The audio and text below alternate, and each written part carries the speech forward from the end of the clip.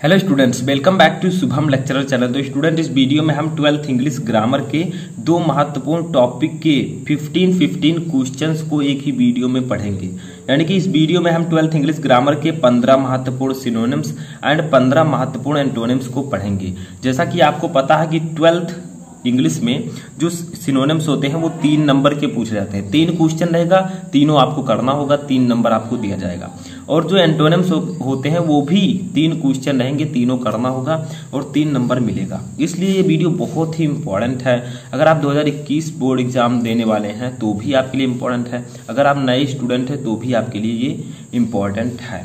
ठीक है, जो आपका एग्जाम है 2021 का वो होगा, इसलिए आपको तैयारी अच्छे से करनी है। देखिए, सबसे पहले हम पढ़ेंगे सिनोनिम्स। सिनोनिम्स का मतलब क्या होता है, सभी को पता है, समानार्थी शब्द। यानी कि वर्ड तो आपके अलग अलग होंगे लेकिन इनका अर्थ समान होगा। जैसे अभी हम समझते हैं 15 क्वेश्चन इसके, तो आपको समझ में आसानी से आ जाएगा।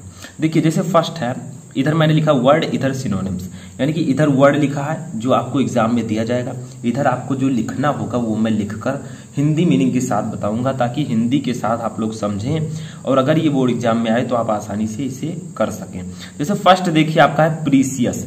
प्रीसियस का मतलब होता है कीमती। ठीक है, तो इसका सिनोनिम्स क्या होगा, ऐसा सिनोनिम्स बताइए जिसका अर्थ भी कीमती हो। तो देखिए, इसका सिनोनिम्स हो जाएगा कॉस्टली, कॉस्टली, और इसका सिनोनिम हो जाएगा डियर। ठीक है, कॉस्टली एंड डियर। देखिए, प्रीसियस का मतलब कीमती होता है, कॉस्टली और डियर का मतलब भी कीमती होता है। कॉस्टली का मतलब कीमती और डियर का मतलब कीमती। मैंने यहाँ पर आपको 2 सिनोनिम्स बताए हैं ताकि किसी एक को अगर आपको याद हो तो आप लिख सके। ठीक है, आप किसी एक को इनमें से लिख सकते हैं। तो देखिए, प्रीसियस का मतलब भी कीमती और कॉस्टली और डियर का मतलब भी कीमती। तो दोनों वर्ड देखिए अलग अलग हैं लेकिन इनके अर्थ समान है, इसी को हम कहते हैं सिनोनिम्स।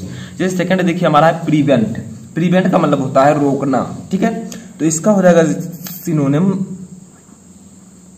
Hinder and check. ठीक है, चेक, यानी कि प्रिवेंट का मतलब रोकना और हाइंडर और चेक का मतलब भी रोकना होता है। सभी को पता है कि चेक का मतलब तलाशी करना, तो वही रोकना। तो प्रिवेंट का मतलब भी रोकना और हाइंडर एंड चेक का मतलब भी रोकना। तो ये एक दूसरे के सिनोनिम्स होंगे। थर्ड देखिए हमारा है क्वेरल। क्वेरल का मतलब होता है झगड़ा। ठीक है, तो इसका आपको पता होगा क्या होगा, डिस्प्यूट। डिस्प्यूट, और एक आप और लिख सकते हैं, सुना होगा आपने कभी कभी, कंट्रोवर्सी। ठीक है, कंट्रोवर्सी। इन दोनों का मतलब भी होता है झगड़ा। तो क्वेरल का मतलब भी झगड़ा, डिस्प्यूट एंड कंट्रोवर्सी का मतलब भी झगड़ा। ठीक है, तो यही होंगे सिनोनिम्स। चौथा देखिए रिगिड। रिगिड का मतलब होता है कठोर। ठीक है, रिगिड का मतलब क्या होता है, कठोर। तो हार्ड का मतलब भी कठोर, सबको पता है, हार्ड, या आप लिख सकते हैं स्ट्रिक्ट। दोनों में से किसी एक को अगर आपको याद है तो लिख सकते हैं। तो रिगिड का मतलब भी कठोर, इन दोनों का मतलब भी कठोर होता है। पांचवा देखिए हमारा रेंट। रेंट का मतलब है किराया। ठीक है, रेंट का मतलब होता है किराया, तो इसका हो जाएगा फेयर। फेयर का मतलब भी होता है किराया। ठीक है, तो ये एक दूसरे के सिनोनिम्स होंगे। छठवां देखिए हमारा स्पॉइल। स्पॉइल का मतलब होता है नष्ट करना। तो देखिए, एक आपको पता होगा डिस्ट्रॉय। डिस्ट्रॉय का मतलब भी होता है नष्ट करना, या आप एक और लिख सकते हैं अगर लिखना चाहें, डिस्ट्रॉय एंड र्यून। ठीक है, RUIN, र्यून। तो इन दोनों का मतलब भी होता है नष्ट करना। ठीक है, तो ये एक दूसरे के सिनोनिम्स होंगे। 7 नंबर हमारा है सोलेस। सोलेस का मतलब होता है शांति। तो इसका हो जाएगा क्लेम। क्लेम का मतलब भी शांति एंड कंफर्ट। कंफर्ट का मतलब भी शांति। तो सोलेस का मतलब भी शांति, इन दोनों का मतलब भी शांति। तो ये एक दूसरे के सिनोनिम्स होंगे। नंबर 8 है हमारा टीच। टीच का मतलब होता है पढ़ाना। ठीक है, तो इसका हो जाएगा आपको एजुकेट। एजुकेट का मतलब भी होता है पढ़ाना, और इंस्ट्रक्ट। इंस्ट्रक्ट का मतलब भी होता है पढ़ाना। ठीक है, तो टीच का मतलब भी पढ़ाना, एजुकेट एंड इंस्ट्रक्ट का मतलब भी पढ़ाना। 9 नंबर हमारा है बेलर। बेलर का मतलब होता है साहस। ठीक है, तो सभी को पता है, इसका हो जाएगा कवरेज। ठीक है, कवरेज का मतलब भी होता है साहस। तो बेलर का मतलब भी साहस और कवरेज का मतलब भी साहस। अब देखिए 10 नंबर हमारा है विगर। विगर का मतलब होता है तेज या शक्ति। ठीक है, तो इसका हो जाएगा आपका एनर्जी। एनर्जी, या आप लिख सकते हैं फोर्स। ठीक है, तो इसका मतलब भी होता है तेज या शक्ति। 11 नंबर हमारा है ड्यूरेबल। ड्यूरेबल का मतलब होता है टिकाऊ, यानी कि जो टिके। ठीक है, तो ड्यूरेबल का मतलब क्या होता है, टिकाऊ। तो इसका हो जाएगा लास्टिंग। लास्टिंग का मतलब भी होता है टिकाऊ, या आप लिख सकते हैं परमानेंट। परमानेंट, इन दोनों का मतलब भी होता है टिकाऊ। ठीक है, तो इसी तरह से आपको पूछा जाएगा कि विगर, मान लीजिए लिखा है ड्यूरेबल, अब आपको लिखा गया सिनोनिम्स लिखिए, तो आप इस दोनों में से एक को आप लिख सकते हैं। 12 नंबर देखिए रेज, रेज का मतलब होता है क्रोध, तो क्रोध का सभी को पता है एंगर, एंगर का मतलब भी होता है क्रोध। ठीक है, 12 नंबर हमारा है ट्रांसिस्ट, ट्रांसिस्ट का मतलब होता है अस्थाई, तो इसका हो जाएगा टेम्परेरी, टेम्परेरी, टेम्परेरी का मतलब भी होता है अस्थाई, तो ट्रांसिस्ट का मतलब भी अस्थाई, टेम्परेरी का मतलब भी अस्थाई। 14 नंबर हमारा है बेन, बेन मतलब होता है श्राप, ठीक है, जो श्राप होता है, तो इसका हो जाएगा कर्स, कर्स का मतलब भी श्राप। 15 नंबर देखिए डिस्ग्रेस, डिस्ग्रेस का मतलब होता है बेइज्जत। ठीक है, तो इसका 3 सिनोनिम मैं आपको बताऊंगा, एक तो होता है इंसल्ट, सभी को पता है, एक होता है एफ्रॉन्ट, एफ्रॉन्ट, और एक होता है सेम। इन तीनों में से किसी एक को आप लिख सकते हैं, इन तीनों का मतलब होता है बेइज्जत, ठीक है, या बेइज्जती।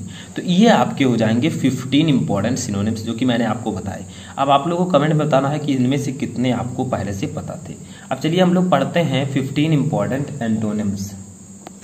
तो देखिए एंटोनिम्स का मतलब होता है विलोम शब्द, ठीक है, जो एंटोनिम्स होता है इसका मतलब होता है विलोम शब्द, ठीक है, यानी कि एक दूसरे के विलोम, समझ में आया। जैसे हॉनेस्टी का मतलब ईमानदारी, और जो आपका बेईमानी, ठीक है, ईमानदारी और बेईमानी जैसे आपका है, इसी तरह होता है एंटोनिम्स, यानी कि एक दूसरे के विलोम होंगे। ऑनेस्टी का मतलब ईमानदारी और डिसऑनेस्ट का मतलब बेईमानी, ठीक है।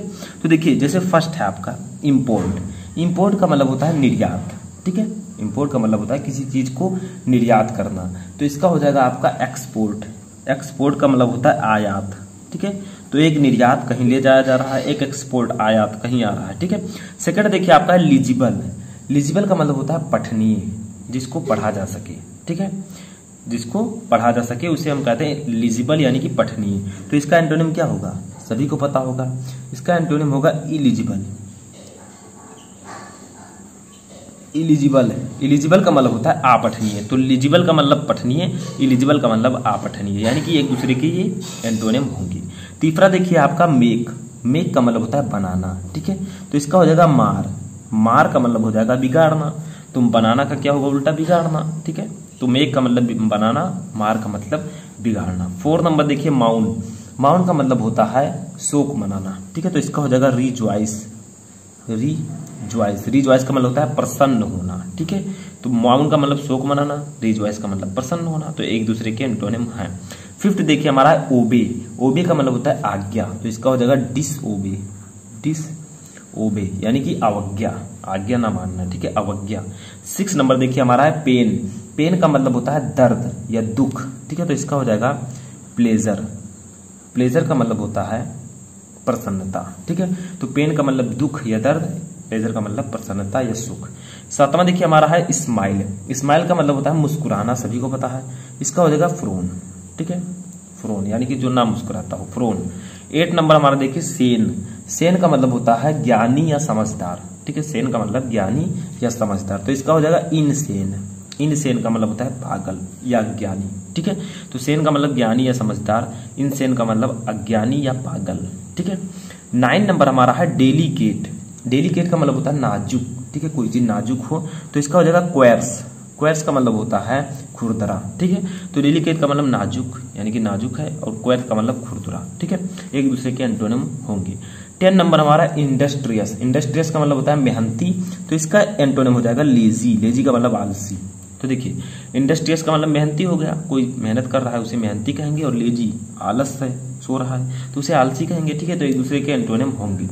11 नंबर हमारा है प्रीसियस, प्रीसियस का मतलब होता है कीमती, ठीक है, तो इसका हो जाएगा वर्थलेस, वर्थलेस यानी कि बेकार या रद्दी, ठीक है, तो प्रीसियस का मतलब कीमती और वर्थलेस का मतलब बेकार या रद्दी, ठीक है, एक दूसरे के एंटोनिम। 12 नंबर देखिए रिगरस, रिगरस का मतलब होता है सरल, ठीक है, तो इसका हो जाएगा अनरिगरस, अनरिगरस, अनरिगरस का मतलब होता है कठिन या असभ्य आप कह सकते हो। देखिए रिगरस का मतलब सरल भाव, ठीक है, तो अनरिगरस का मतलब होता है असभ्य, कोई व्यक्ति सरल स्वभाव का है, कोई व्यक्ति असभ्य है, तो एक दूसरे के एंटोनिम होंगे। 13 देखिए हमारा है एम्पल, एम्पल का मतलब होता है पर्याप्त, तो इसका हो जाएगा मीगर, मीगर का मतलब होता है अल्प, ठीक है, तो एम्पल का मतलब पर्याप्त, मीगर का मतलब अल्प यानी कि कम। 14 नंबर हमारा है डायनामिक, डायनामिक का मतलब होता है गति, तो इसका सभी को पता है स्टैटिक, स्टैटिक का मतलब स्थिर, कोई चीज गतिमान है, कोई चीज स्थिर है, एक दूसरे के एंटोनिम। 15 नंबर हमारा है वाइल्ड। वाइल्ड का मतलब होता है जंगली, तो इसका सभी को पता है डोमेस्टिक। डोमेस्टिक का मतलब होता है घरेलू, तो वाइल्ड का मतलब जंगली, डोमेस्टिक का मतलब घरेलू।